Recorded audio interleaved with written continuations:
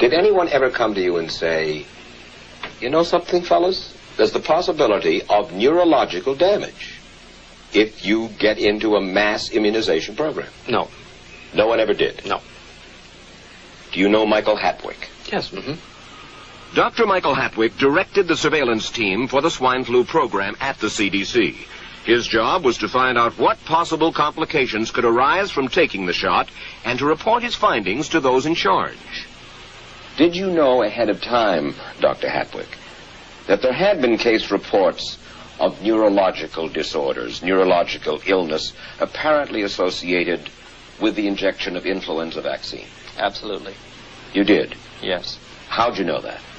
By review of the literature. So you told your superiors, the men in charge of the swine flu immunization program, about the possibility of neurological disorders? Absolutely. What would you say if I told you that your superiors say that you never told them about the possibility of neurological complications? That's nonsense. I can't believe that they would say that they did not know that there were neurological illnesses associated with influenza vaccination. That simply is not true. We did know that. I've said that Dr. Hatwick had never told me of his feelings on this subject. Then he's lying. I guess you would have to make that assumption. Then why does this report from your own agency, dated July 1976, list neurological complications as a possibility? I think the consensus of the scientific community was that the evidence relating neurologic disorders to influenza immunization was such that they did not feel that this association was a real one. You didn't feel it was necessary to tell the people that information? I think that over the years we have tried to inform the American people as fully as possible. As part of informing Americans about the swine flu threat, Dr. Sensor's CDC also helped create the advertising to get the public to take the shot. Let me read to you from one of your own agency's memos planning the campaign to urge Americans to take the shot. The swine flu vaccine has been taken by many important persons, he wrote. Example, President Ford, Henry Kissinger, Elton John, Muhammad Ali, Mary Tyler Moore, Rudolph Nureyev, Walter Cronkite, Ralph Nader, Edward Kennedy, etc., etc. True? I'm not familiar with that particular piece of paper, but I do know that at least of that group, President Ford did take the vaccination. Did you talk to these people beforehand to find out if they planned to take the shot? I did not know. Did anybody? I do not know. Did you get permission to use their names in your campaign? I do not know. Mary, did you take a swine flu shot? No, I did not. Did you give them permission to use your name saying that you had or were going to? Absolutely not. Never did. Did you ask your own doctor about taking the swine flu shot? Yes, and at the time he thought it might be a good idea.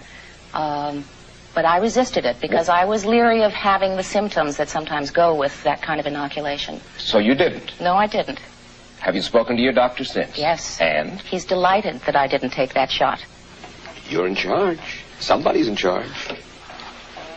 There are... This is your advertising strategy that I have a copy of here. Who's it signed by? This one is unsigned.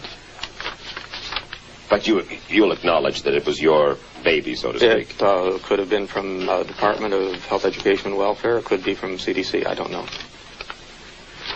I'll be happy to take responsibility for it. It's been 3 years now since you fell ill with GBS, right? Right. Has the federal government, in your estimation, played fair with you about your claim?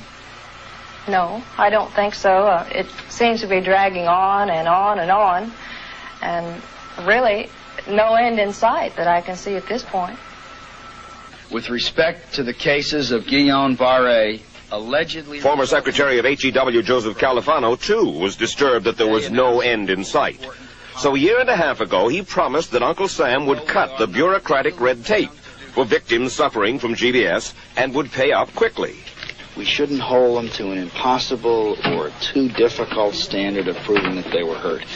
Even if we pay a few people a few $1,000s that might not have deserved it, I think justice requires that we promptly pay those people who do deserve it. Who's making the decision to be so hard-nosed about settling? Well, I assume the Justice Department is. Griffin Bell before he left? Well, the Justice Department agreed to the statement I made. It was cleared word for word with the lawyers in the Justice Department by my HEW lawyers. And that statement said, in effect? That statement said that we should pay Guillain-Barré claims without regard to whether the federal government was negligent if they resulted from the swine flu shot. I think the government knows it's wrong. If it drags out long enough, that people will just give up. Let it go. I am a little more adamant in my thoughts than my wife is, because I told Judy to take the shot. She wasn't going to take it, and she never had shots. And I'm mad with my government because they knew the facts, but they didn't release those facts because if they had released them, the people wouldn't have taken. And they can come out tomorrow and tell me there's going to be an epidemic, and they can drop off like flies next to me. I will not take another shot that my government tells me to take. Meantime, Judy Roberts and some 4,000 others like her are still waiting for their day in court.